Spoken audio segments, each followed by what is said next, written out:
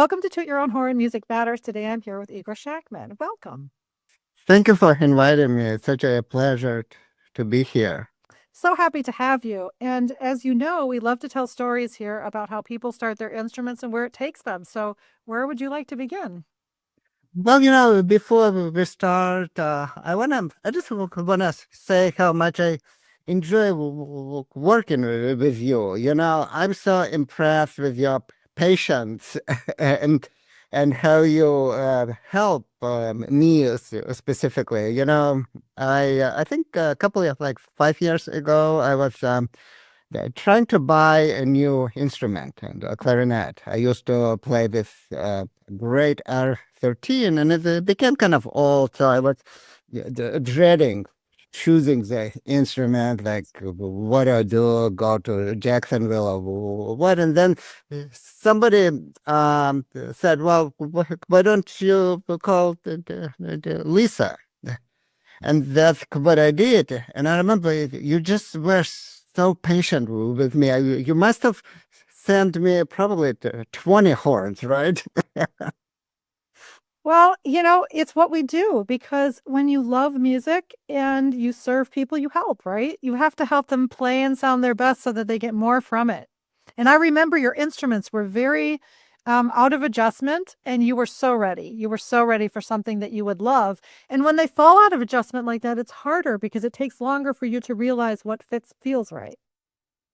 Yeah, and instrument is such a personal thing. It's kind of it's an extension of you. It's your voice. So once you find something that is exactly what you want in terms of everything, the color, resistance, the keys, it's so hard to change. But thanks to you, we made this. And now with them mouthpieces, I'm having a great time. I played concert yesterday with Rite of Spring, and I loved it. It has this the Vandoren high density material. Yeah.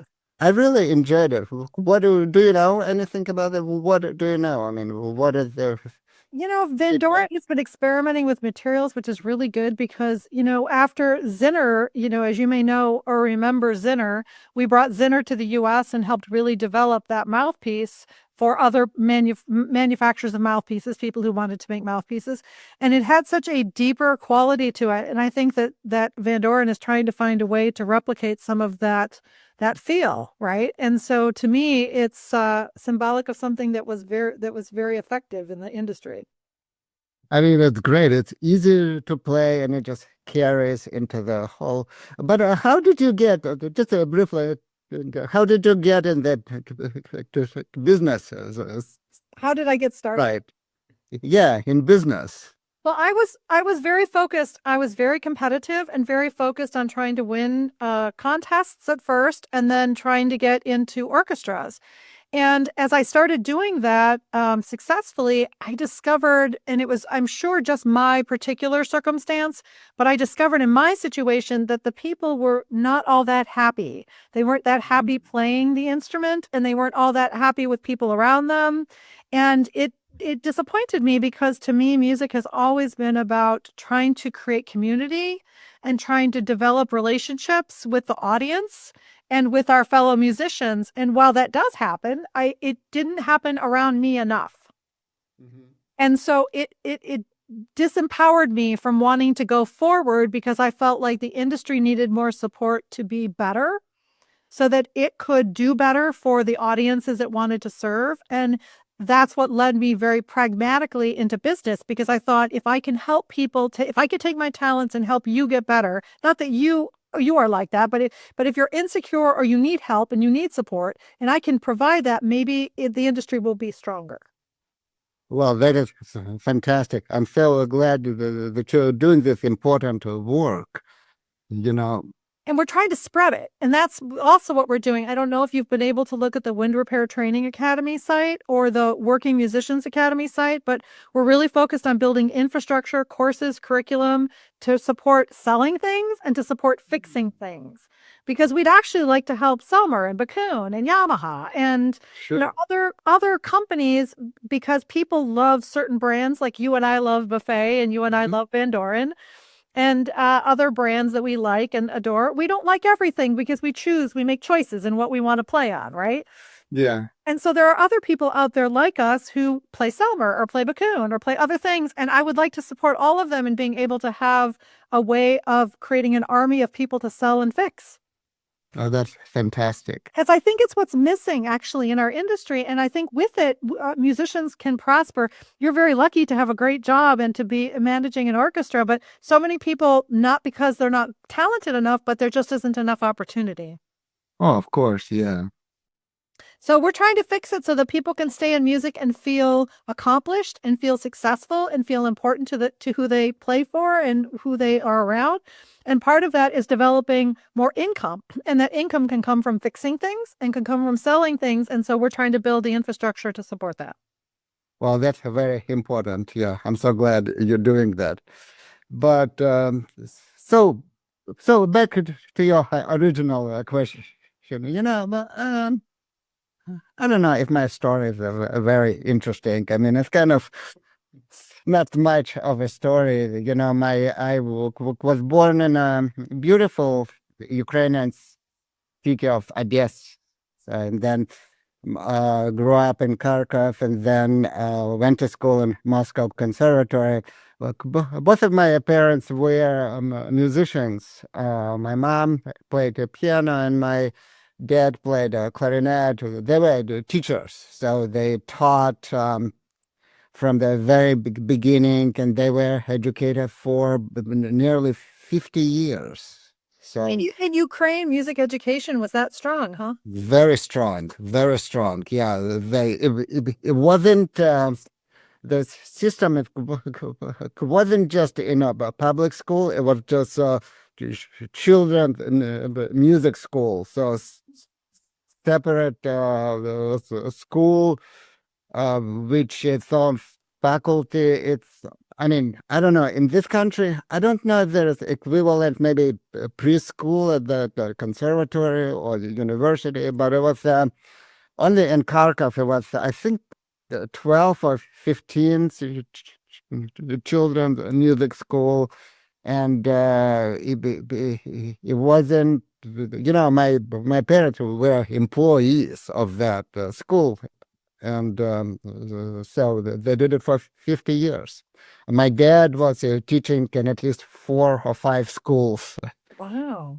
But so for me, my mom started teaching me piano when I was 5. My dad started teaching me when I was 6. So I didn't really have a choice.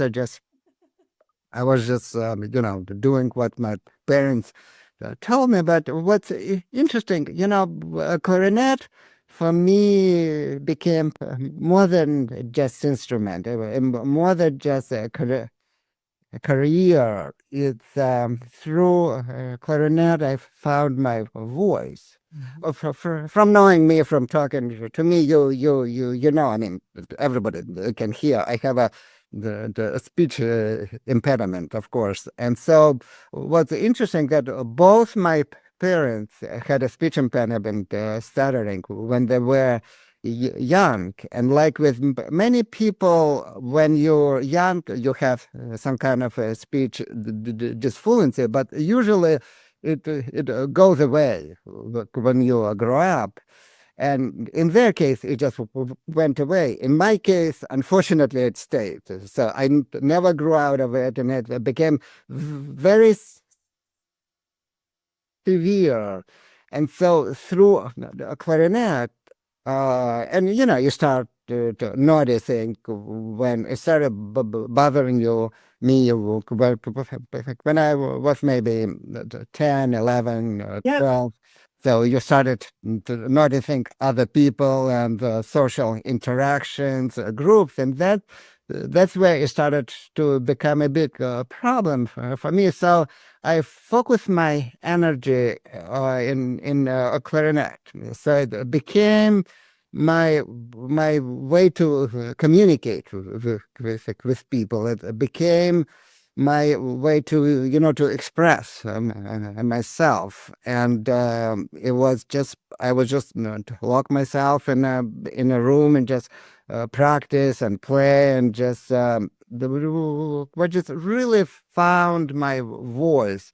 So that's why it's for me personal. It's so important to have my clarinet and my mouthpiece set up exactly in a very specific way. So that's why I was driving you crazy with my request. Oh, no, thank you for that. And what's amazing for anyone listening who isn't aware of this is Igor plays flawlessly. I mean, you would never know that he had any speech impediment playing the clarinet. Okay. It just completely goes away, right? Well, so and I started to play, and through playing, it's kind of substitute my social interactions.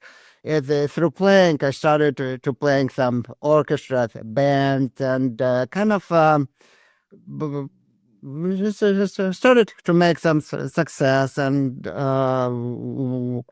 won some competition in Kharkov, and then I played with the symphony orchestra, Kharkov Philharmonic, a couple times, and then at the age of 18, I so what was interesting growing up? So, by my bed time was 9:30 p.m. So my parents would tell me to go to bed at 9:30 unless there were a symphonic concert on TV. And of course, at the time we had only one channel, one maybe two. One channel was a state channel, and after them hit news from 9 to 9:30, they had sometimes an hour of symphonic music. And so, if it's a symphonic music, my parents allowed me to stay up and watch. And at first I was just not really into it, but the more I was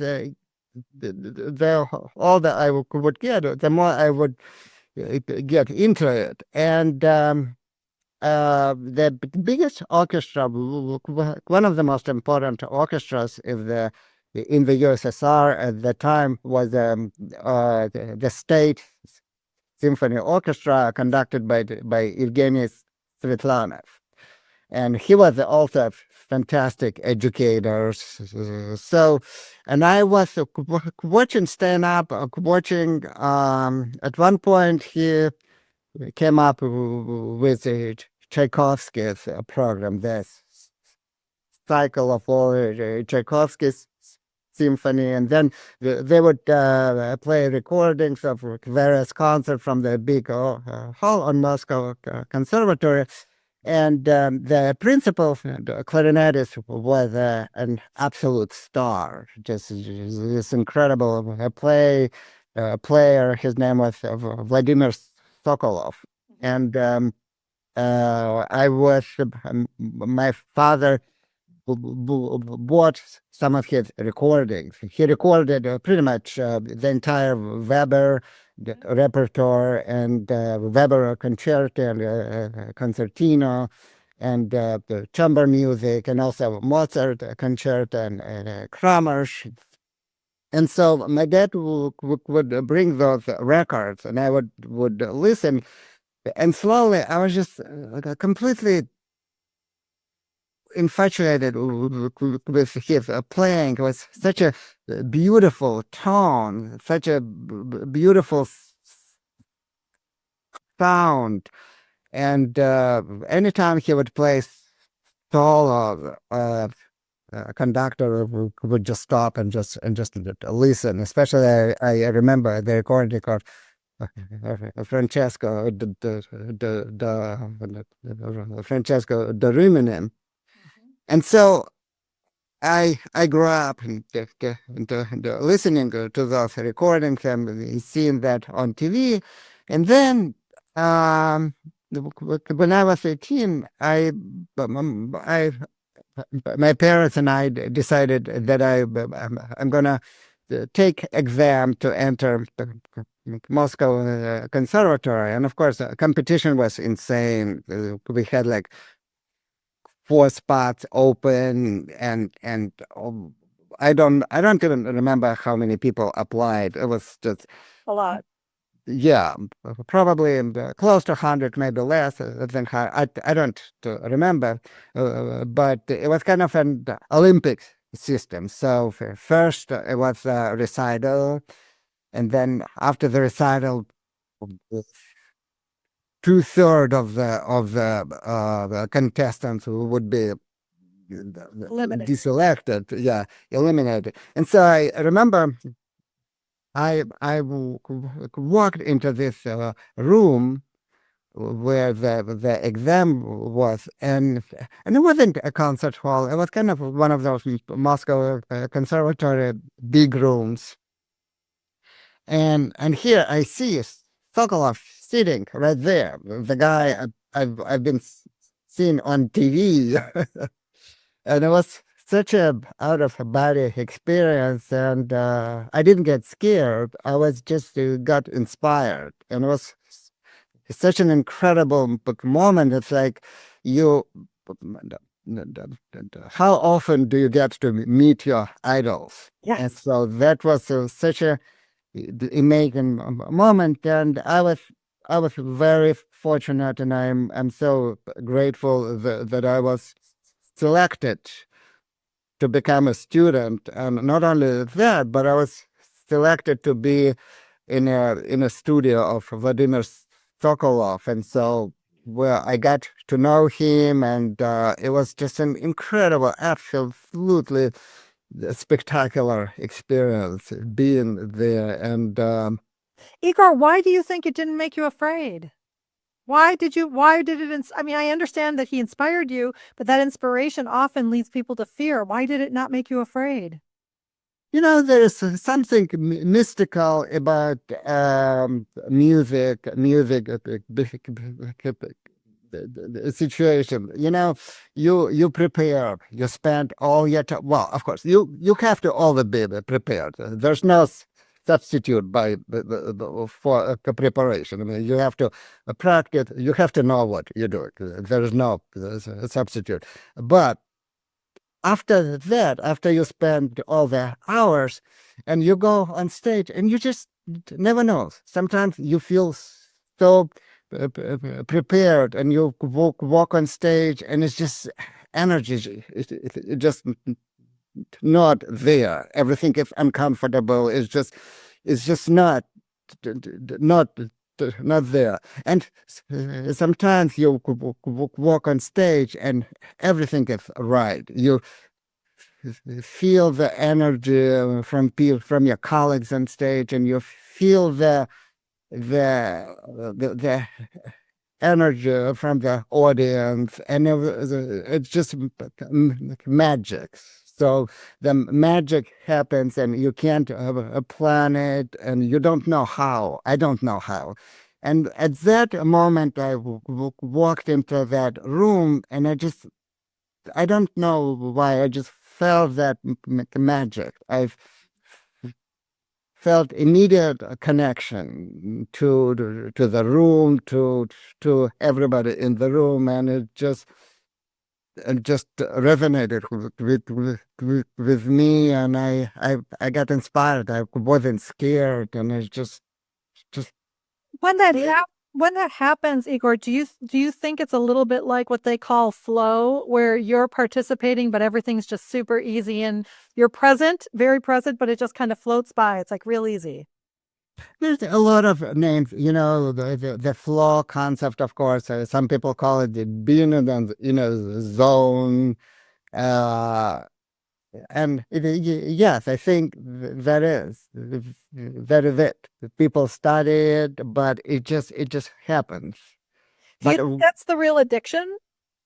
oh yeah, once you experience it, you just want to continue experiences because there's just no substitute, and it doesn't, first time I experienced it playing a clarinet, and when everything just go right, and it's just magic. But then you experience it in another area of your life.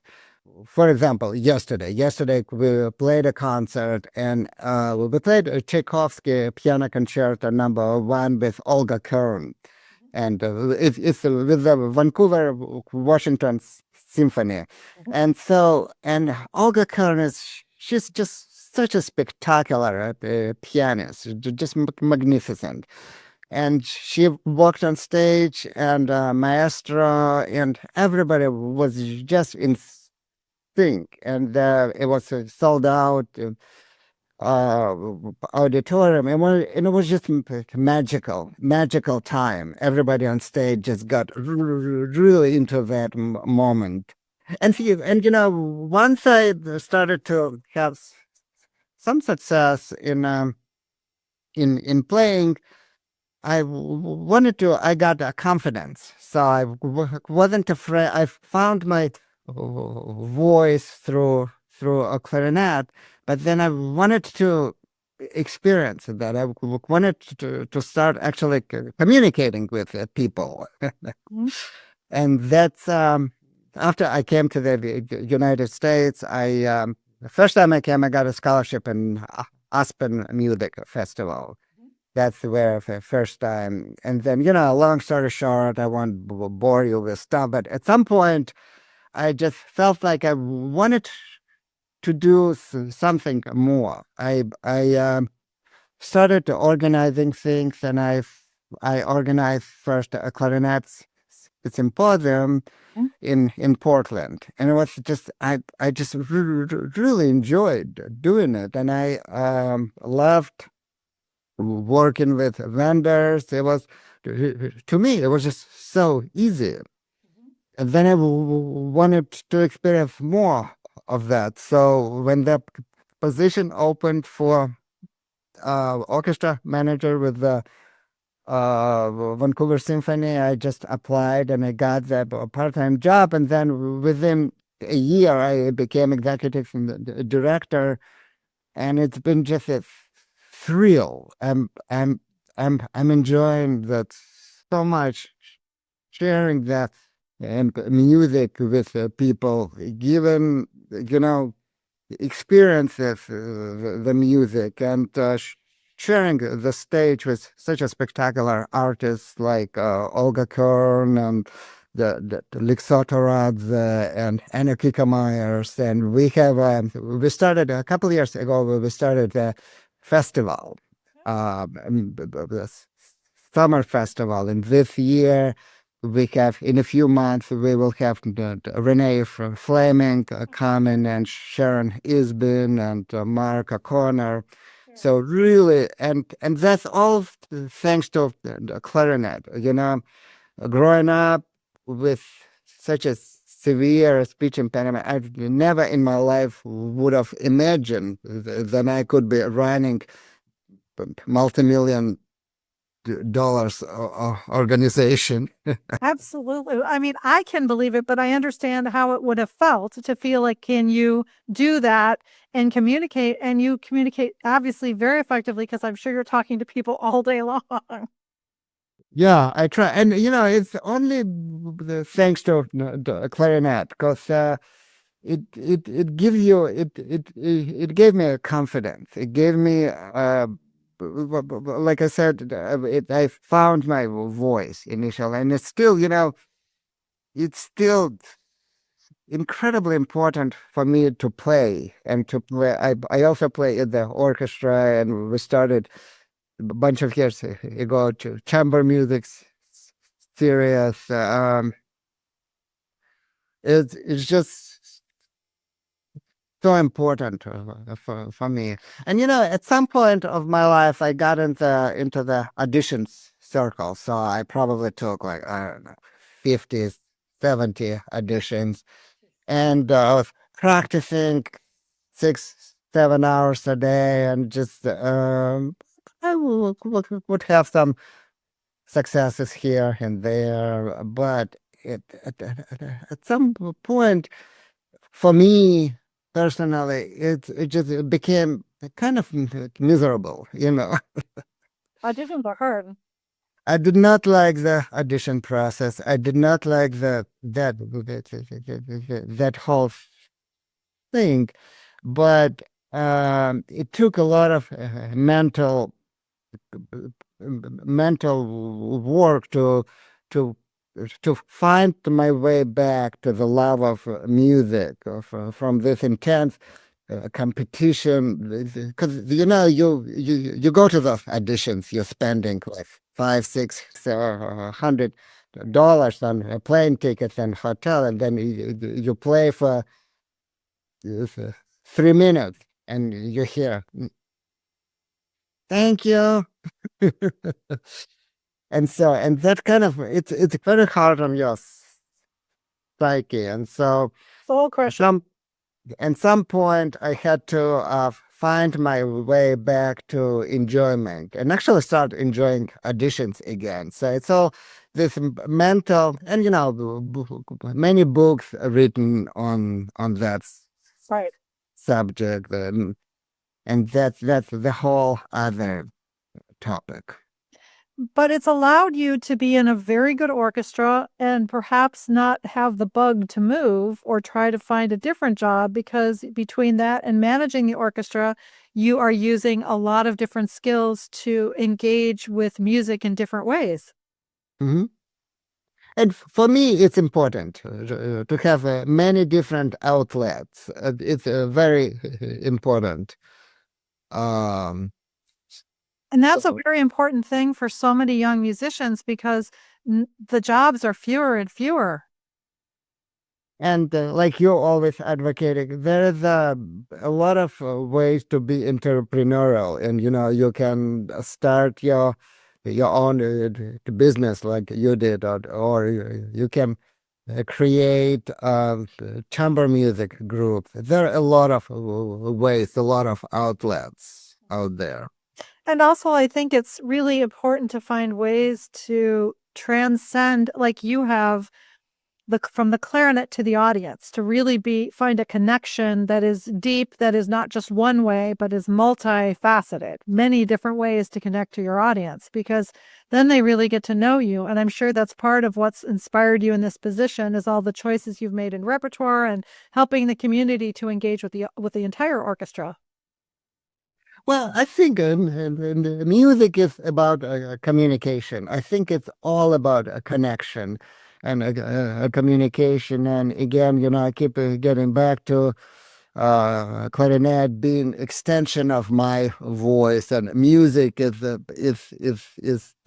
language. And it's when you go in front of the audience, you have to know what you are trying to face. So you have to feel in order to communicate. And it's like, I think it's in everything. The connection and communication is the key. Do you teach very many students? You know what? I used to teach a lot. And at one point, I was on a faculty of several universities. And I did enjoy that a lot. But right now, my job between playing and managing and opening other ventures within the organization, unfortunately, I found myself that I don't have that much time, but I use my knowledge and skills in expanding the orchestra's educational outlets, educational programs. So I channel my need for being an educator in that way.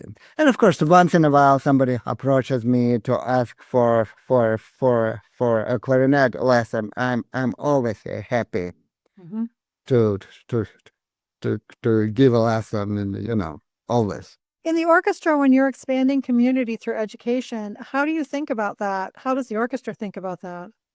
Oh, it's a huge part. It's a huge part of our mission. In fact, our mission is twofold. One is to, of course, present outstanding world class performances, and then second is education. It's a huge part, especially in this environment when there's so many cuts in education. There's like tens of millions of dollars in cuts throughout across the entire region. And of course, what do you cut first?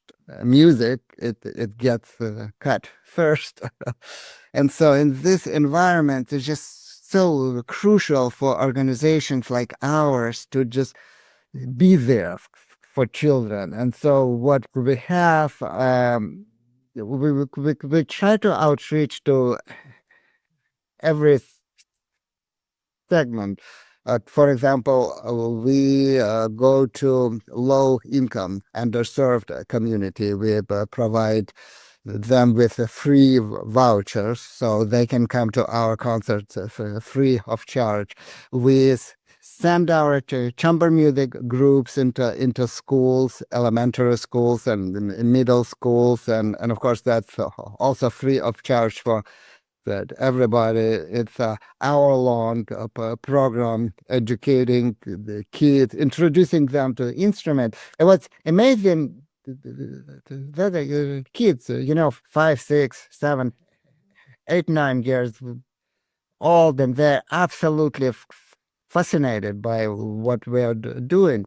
And then we have in-school concerts on our stage, educational concert, where kids from the entire district, or actually from a few districts, bus their kids to our concerts, and then we have an hour-long, 2 or 3 concerts where we talk about instruments, we introduce instruments, and play some um, selection. In addition to that, we also have master classes. So when the renowned artists can come, we partner with them music store. There's this fantastic music store in this area. Yeah. I think the biggest in the Northwest, Peacock Music. And so we present master classes.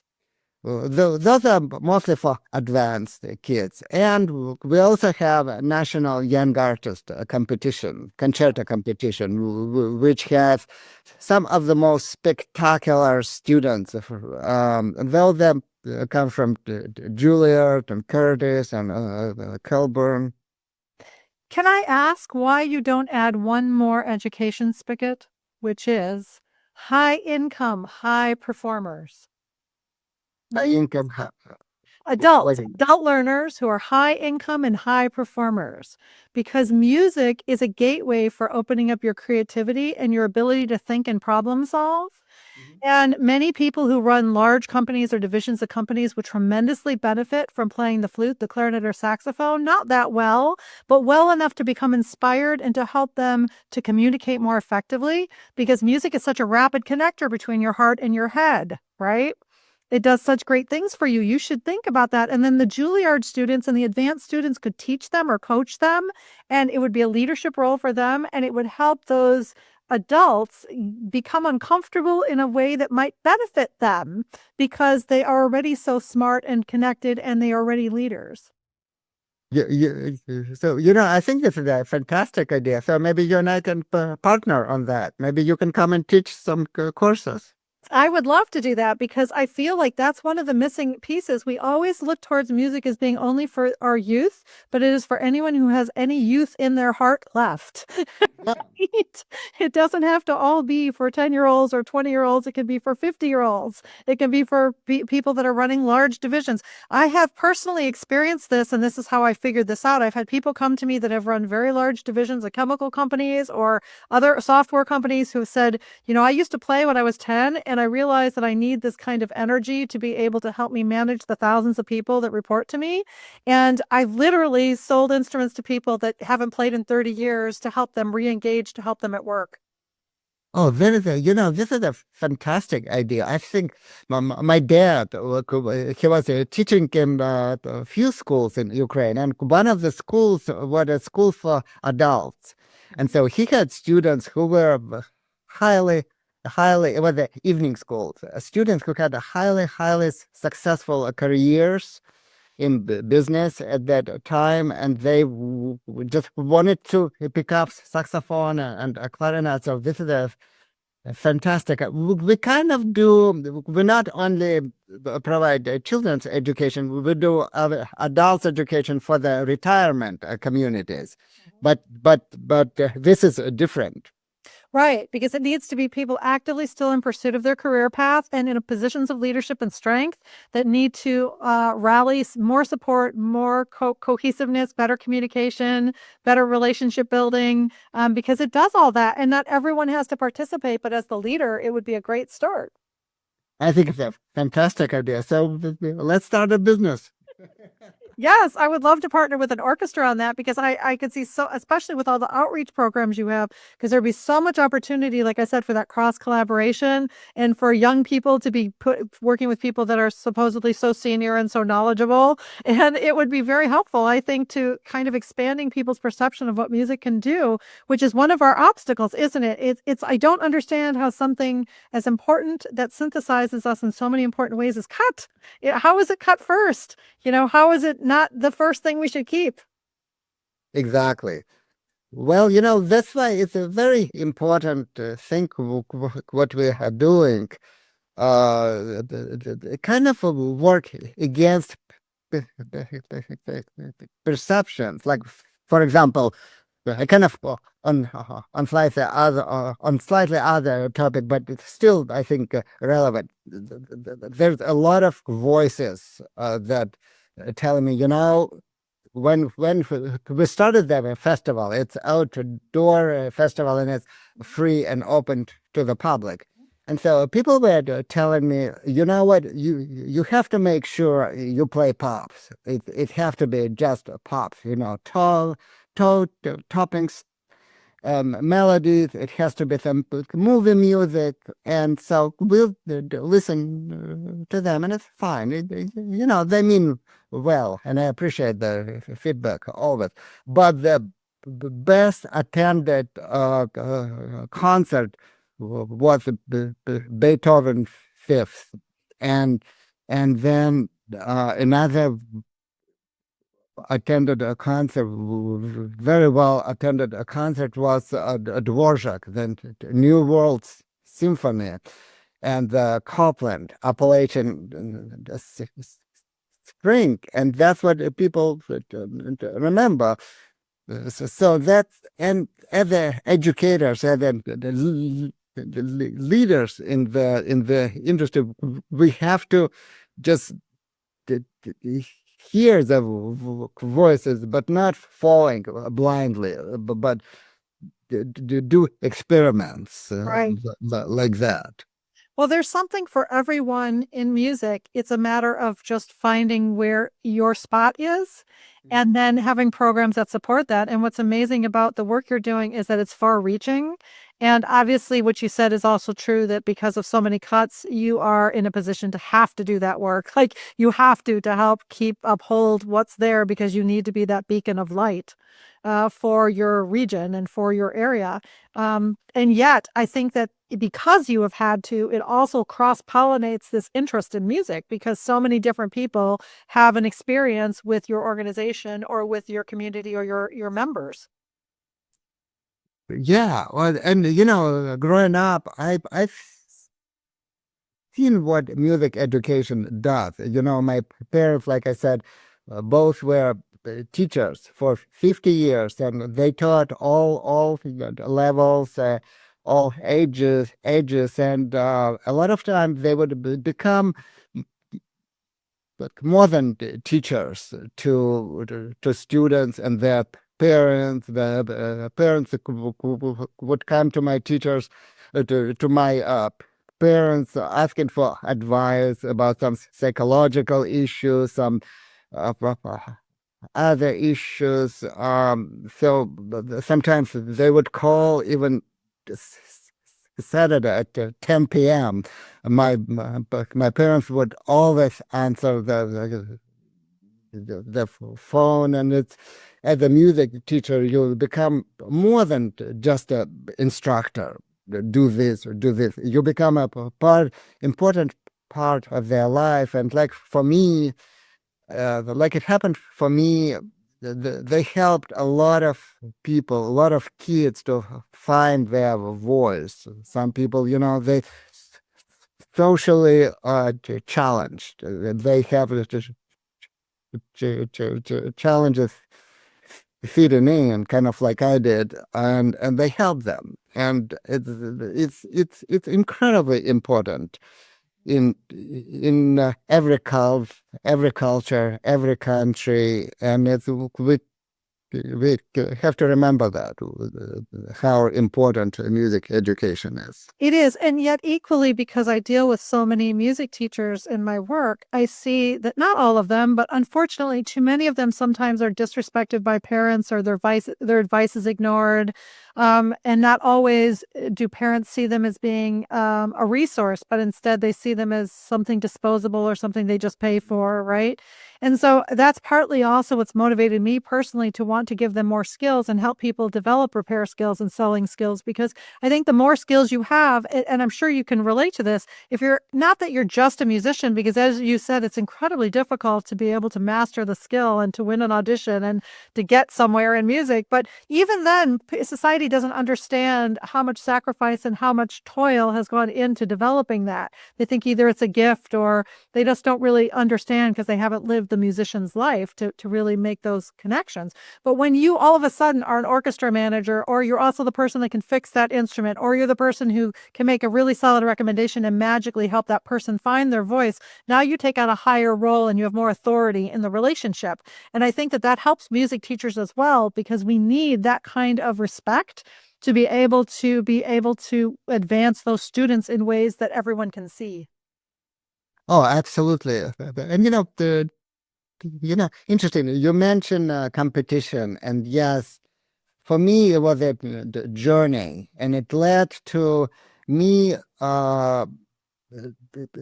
basically competing with myself. At the end, I want to become best version of myself. I don't want to compete with anybody else. I wish everybody all the luck and success. And for me, it's I want to be the best version of myself in every way, and that's what I start my day with asking, what can I do to get better, and what and how do I get better? And that led to a lot of personal development and self-help, kind of getting into that field, and that led to a lot of personal growth Right. through all this path, through the path that led me here. I just think there's not enough structured paths for musicians to be able to realize that they will be okay and can sustain themselves. That's what I see. I see a lot of young musicians who maybe don't want to teach full time, or they don't want to play full time, or they can't. They aren't given the opportunity or can't find the opportunity, and they don't know what to do because their teachers and their educational environment isn't set up to teach them any other skills. And I think that's one of the problems that we have. And then you compound that with cuts, and it makes it very challenging, which is what motivated me to start this series, because I'm trying to get more people to see how people have done it and how it's possible, and also for people who have never participated to consider. Yeah. Well, and Well, please go ahead. no, it's so important. I couldn't agree with you more that music changes you. It changes you profoundly, and it changes everyone around you. And it helps you be so much more grounded and feel so much more connected to life.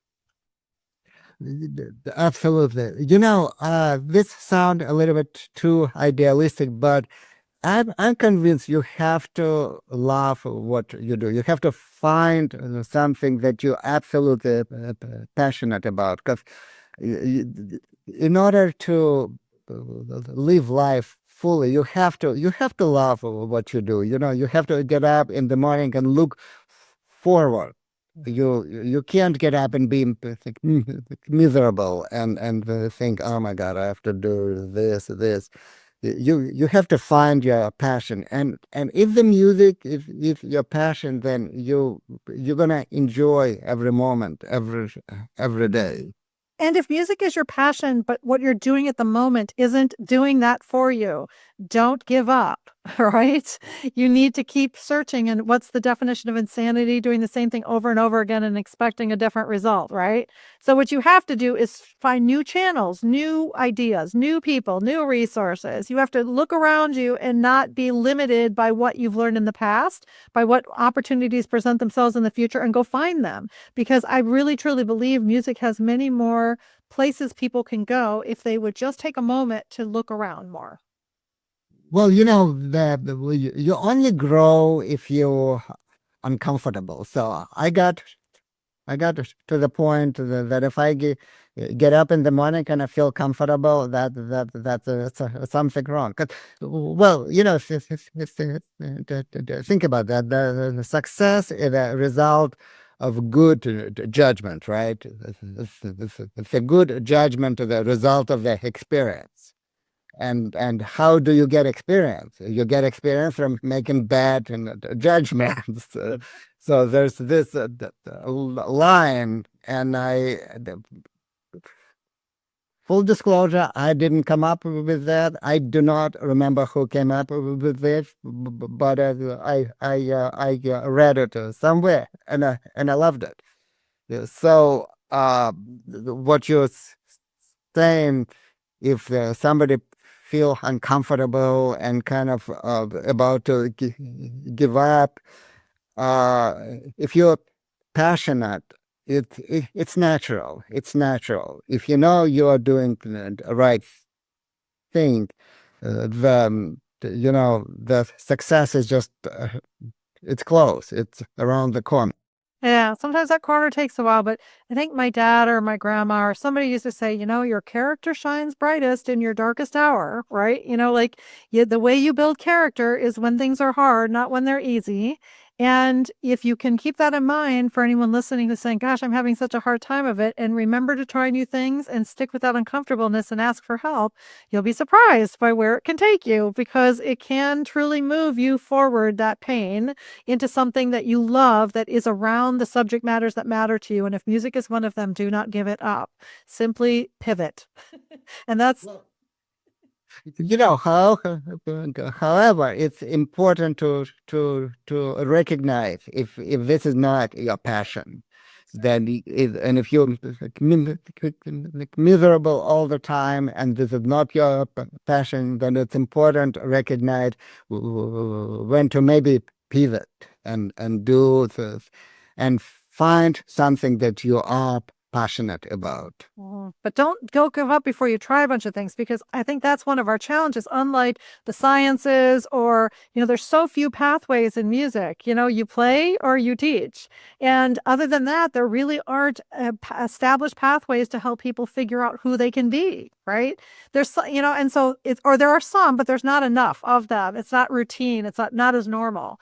And so that's the thing is I think a lot of people I've seen so many people, for example, go through teaching programs, get to the school where they're doing their in-person teaching and realizing I don't want to do this, and then having to make a very quick change in their careers.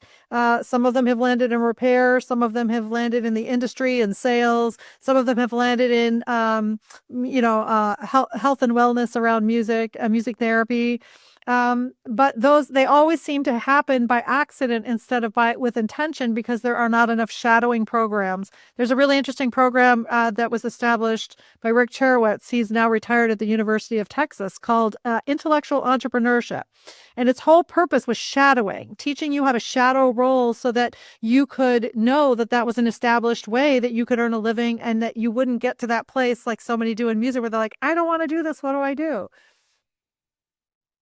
Yeah, well, mentorship is crucial, Uh, It's absolutely, but it's important to also understand that everybody struggles, everybody on every level. I remember being a kid and thinking, well, somebody like Sokolov, he probably just enjoy playing his clarinet all the time. What can you be concerned about if you play like this all the time? You have it made. And then I got to know the person, and I realized how wrong I was, how much he struggles in many ways, but that's the price to greatness, is to constantly looking, constantly reinventing yourself, and a struggle is a huge part of this. So creating then a place where you don't have to create it. Be acknowledging that place where you're uncomfortable and embracing it. I think that is the key. And the other part is finding that thing you love and not letting go of it, because it's really hard to find things you love. And sometimes you have to take that thing and pivot 100 times until you figure out what you're going to do with it that's going to add value for your life and for others. But don't let it go because it's difficult. On that note, if somebody was listening to this, Igor, and was so amazed by your story, what would you tell them to try to play a wind instrument? Well, I tell you a story as an answer. When my father came home once, and he said he had an adult student came to him out of the blue, and he said, I just heard this incredible song on the radio, and I've never played an instrument, and I just want I bought this instrument secondhand, saxophone. I want to learn this song, and I want to play it for my girlfriend, and I want to propose to her. And it was just it was just so unusual, and so, and the guy didn't have. So sweet. Yeah, and the guy absolutely didn't have any knowledge at all. And my dad, of course, said, "Of course, I'll teach you." And the another part of that, the guy said, I can't pay you. I don't have any money, but I really want to do that. And so my dad just took the guy and taught him. It took him a couple of months to learn from absolute zero knowledge and skills, to learn this song. And he did learn it, and he took his girlfriend and on a hike in nature, and he played it for her, and they got married. And so that one story, I don't know, it's it's a little bit mystical, it's a little bit strange, but I still remember it, how it transpires. So just if you want to do it, just do it. If you hear this song, you get inspired, you can do it, even if you don't have any skills, any knowledge, anything. Just find a teacher, instructor, and just learn that once song. Do you know what's really interesting about what you just said is that I can't tell you in these little podcasts I've been doing how many people have told me that it was the way an instrument looked, or just one song that they heard the instrument on, or they heard somebody blow into it once. And they've played it for life because of that was so vibrant and it caught their attention so in such a big way that they just did it and kept doing it because they were so attracted to that aspect of the instrument, right? And Yeah. it's so fascinating. It takes so little. It is so, in some ways, it is so superficial, right? It's so not deep to getting started. It's more like you just like the way it looks, or you like the way it sounds, or you just think it's cool to be a musician, right? It doesn't even have to be that significant and you need to find a tender person like your parent who was not so what are you doing? You're stupid. Like you didn't blow him off, but treated him nicely and said, of course I'll help you, right? And if those two things come together, it's the start. Yeah. Yeah. And I'm sure it enriched the life of the guy, and it's yeah, it's a story that he probably still telling. It's the story I remember. Yeah, and that's what music does for you, isn't it? It really brings you connection and it brings you memories and you make friends. Yeah, that's how I made all my connection. Everybody I know, I met through music. Yeah, for sure. Igor, I really do want to talk to you some more about this idea. I don't know. I've been trying to figure it out, and you might be the person to do it with because it would be really cool to see if we could get some executives. And there's all kinds of ways to do that. So let's set up a different time. I'll send you an email and let's set up a time to talk some more about that.